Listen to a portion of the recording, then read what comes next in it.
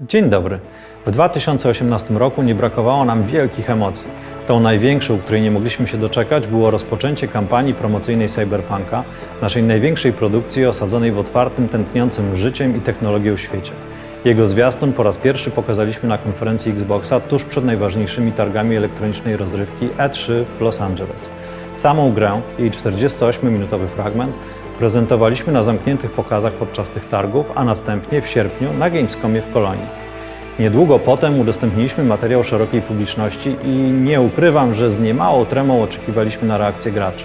Teraz już wiemy, że nasza wizja Night City, rządzonego przez korporację miasta przyszłości, spodobała się zarówno profesjonalistom z branży, jak i fanom na całym świecie. To dało nam dużo pozytywnej energii i zdopingowało cały 400-osobowy zespół, który obecnie pracuje nad grą. Nie zwalniamy tempa. W zeszłym roku podpisaliśmy również pierwsze umowy na dystrybucję Cyberpunka z Warner Bros., którego umowa obejmuje obszar Ameryki Północnej, oraz z Bandai Namco, które odpowiedzialne będzie za dystrybucję w większości Europy.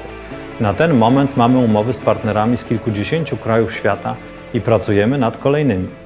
Na koniec 2018 roku miała miejsce premiera pełnej wersji Gwinta oraz Wojny Krwi. Obecnie przeszliśmy do fazy serwisowej i na bieżąco animujemy Gwinta. 100-osobowy zespół pracuje, aby częściej dawać graczom nowe karty i ciekawe wydarzenia. Już 28 marca do użytkowników trafi pierwszy dodatek pod tytułem Krwawa Klątwa. Na tym nie poprzestajemy. Oprócz intensywnych działań produktowych nie zwalnialiśmy też na polu biznesowym. W marcu ubiegłego roku otworzyliśmy nowe studio we Wrocławiu. Ponadto powołaliśmy dwie nowe spółki w grupie. Spoko, która realizuje projekt na urządzenia mobilne, oraz CD Projekt Red Store, który zajmie się sprzedażą produktów związanych z naszymi grami. Rok 2018 był również ważny dla GOG-a, który w ofercie ma już 2700 tytułów i właśnie obchodził 10. urodziny. Miniony rok był dla nas najlepszy pod względem przychodów ze sprzedaży gier od zewnętrznych dostawców. Przed chwilą do katalogu GOG-a dodaliśmy pierwszą część kultowej serii Diablo, a niebawem dojdzie również pierwsza i druga część Warcrafta. Współpraca na tym polu z Blizzardem to bez mała święty graal cyfrowej dystrybucji.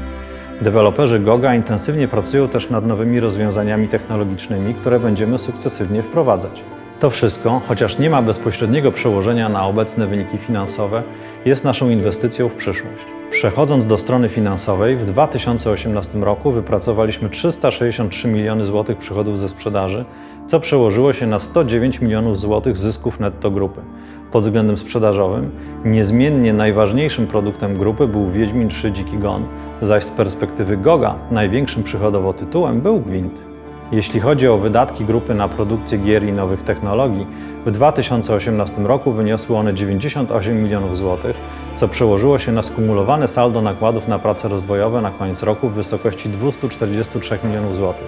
Warto też podkreślić, że dzięki osiąganym wynikom oraz stałemu rozwojowi działalności w trakcie minionego roku, zarówno suma bilansowa grupy, jak i poziom kapitałów własnych po raz pierwszy w historii przekroczyły symboliczny 1 miliard złotych. Również dla branży, w której działamy, był to szalenie ciekawy rok. Pojawiły się nowe platformy dystrybucji i propozycje usług, które uważamy za interesujący trend, a dzięki którym gry wideo mają szansę docierać do jeszcze szerszego grona odbiorców. Obserwowaliśmy także pierwsze jaskółki, jeżeli chodzi o zmiany standardów rynkowych rozliczania tantiem ze sprzedaży gier w cyfrowej dystrybucji, czego pozytywne skutki zaczynamy już odczuwać w bieżącym kwartale. Ten rok zapowiada się jeszcze bardziej intensywnie, więc jak zwykle zapraszam Państwa do śledzenia naszej aktywności poświęconej relacjom inwestorskim na naszym Twitterze oraz na stronie internetowej cdprojekt.com. Bardzo dziękuję.